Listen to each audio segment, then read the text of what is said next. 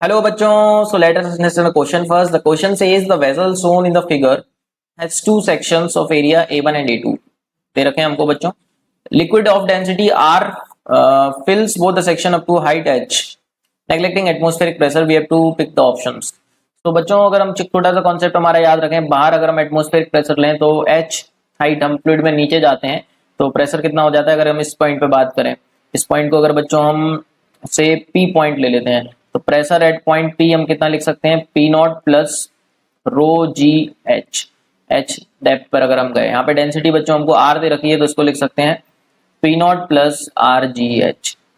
तो बच्चों pressure P point पर आ गया. अब बच्चों वापस हम P पॉइंट से नीचे जा रहे हैं, मान लो इस पॉइंट पर पहुंचे हम Q पॉइंट पर, जस्ट लोअर कंटेनर के बेस के जस्ट थोड़ा सा ऊपर. तो प्रेशर एट Q पॉइंट कितना लिख सकते हैं, हम वापस से सेम रोल यूज करेंगे. P pressure at point P plus वापस से हम कितनी हाइट नीचे जा रहे हैं बच्चों, रो जी एच.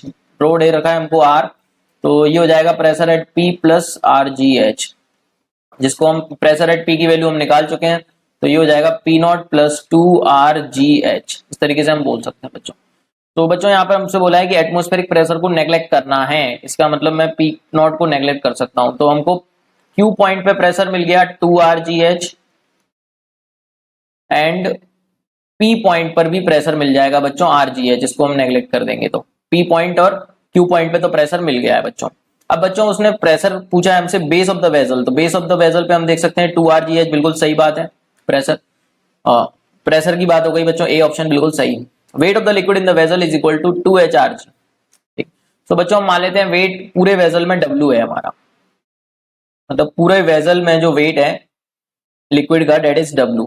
तो W वेट को कौन बैलेंस करेगा, नेट प्रेशर जो ऊपर की तरफ लग रहा है, जो कि हम बोल सकते हैं इस बेस पर ही लग रहा है बच्चों प्रेशर. इस बेस पे कितना प्रेशर लग रहा है, 2RGH. फोर्स निकालना है तो इनटू एरिया. अब बच्चों एरिया कौन सा होगा, नीचे वाला एरिया लेना पड़ेगा हमको. तो नीचे वाला एरिया कितना है हमारा, A2 है ना बच्चों.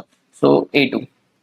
तो हम देख सकते हैं बच्चों यहाँ पर जो फ्लूइड का वेट है वो कौन बैलेंस कर रहा है, इस सरफेस पे जो प्रेशर डेवलप हो रहा होगा वही तो इस फ्लूइड के वेट को बैलेंस कर रहा है, क्योंकि वेट के कारण इस फ्लूइड की नीचे जाने की टेंडेंसी है. और इस फ्लूइड पे प्रेशर ऊपर लगाया इस कंटेनर ने, ऊपर कितना लगाया 2RGH इंटू A2. सो यहां से बच्चों वेट आ जाएगा हमारा 2RGH into A2. But question में 2RGH दे रखा है केवल, तो ये गलत हो जाएगा बच्चों. एरिया का मल्टीप्लाई भी होना चाहिए और यहाँ पर. तो सी ऑप्शन चेक करते हैं. The force exerted by the liquid on the base of the vessel.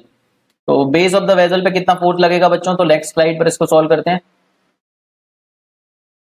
बच्चों. प्रेशर हम निकाल चुके हैं, फोर्स आ जाएगा हमारा, प्रेशर इज इक्वल टू होता है फोर्स अपॉन एरिया.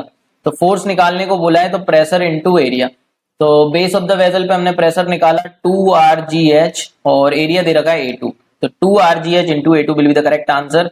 जो हम फोर्स की बात कर रहे हैं तो फोर्स इस वाले बॉटम पे आ जाएगा 2RGH इंटू A2. बिल्कुल सही बात है बच्चों, C option.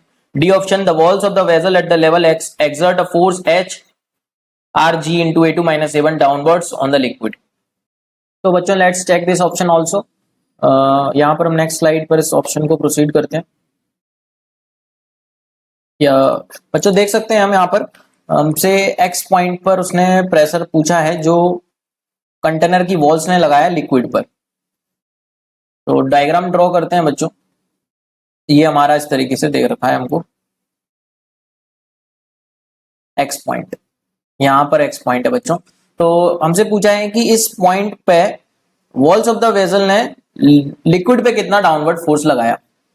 Walls of the vessel ने लिक्विड पे कितना डाउनवर्ड फोर्स लगाया. तो सबसे पहले हम बच्चों निकालते हैं कि लिक्विड ये वॉल्स पर कितना फोर्स लगा रहा है इस साइड पर.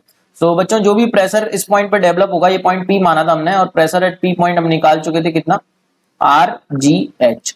तो बच्चों इस पॉइंट पे प्रेशर तो हमको पता है ना, सेम होगा सारे की सारे पॉइंट्स पर, क्योंकि हॉरिजॉन्टल लेवल पे प्रेशर हमारा सेम रहता है. सो इस पॉइंट पे प्रेशर पता है तो फोर्स कितना आ जाएगा, प्रेशर इनटू एरिया. अब कितना हो जाएगा RGH इनटू एरिया. अब बच्चों एरिया तो हम देख सकते हैं इतने इफेक्टिव एरिया में ही लग रहा है, यहाँ पर तो कुछ है नहीं, वॉल नहीं है यहाँ पे. तो इतना इफेक्टिव एरिया हम कितना बोल सकते हैं, A2 माइनस A1. कैसे बच्चों A2 माइनस A1 बोल दिया, नीचे वाला एरिया A2 है पूरा हमारा एंड ऊपर वाला एरिया A1. तो A2 में से A1 सब्ट्रैक्ट करेंगे तो ये एरिया हमको मिल जाएगा, ये वाला एंड ये वाला. अब बच्चों हम देख सकते हैं फोर्स आ गया. तो ये फोर्स फ्लूइड ने लगाया कंटेनर की वॉल्स पर, तो इतना ही फोर्स कंटेनर ने लगाया होगा फ्लूइड पे नीचे की डायरेक्शन में। तो न्यूटन की थर्ड लॉ से हम बोल सकते हैं same force will be applied by the walls at x on the fluid but in downward direction। तो RGH into A2 minus A1 will be the correct answer।